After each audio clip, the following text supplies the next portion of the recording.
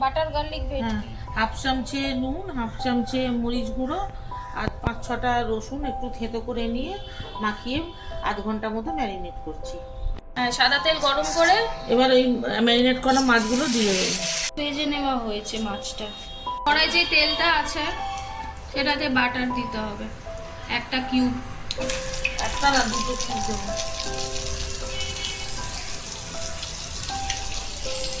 Butter থেতো করে দিয়েছি।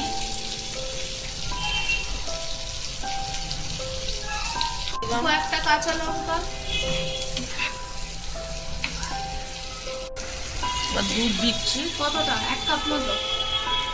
হ্যাঁ, 1 কাপ তো লাগবেই, যতটা 1.5 কাপ মতো লিখে দেবো। হ্যাঁ, কারণ একটু ফুটবে। স্বাদ মতো লবণ, একটু মরিচ গুঁড়ো,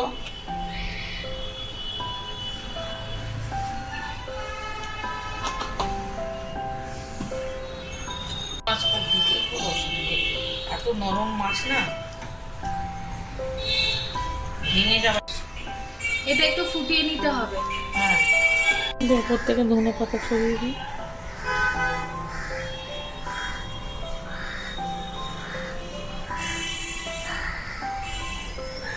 ছবিটা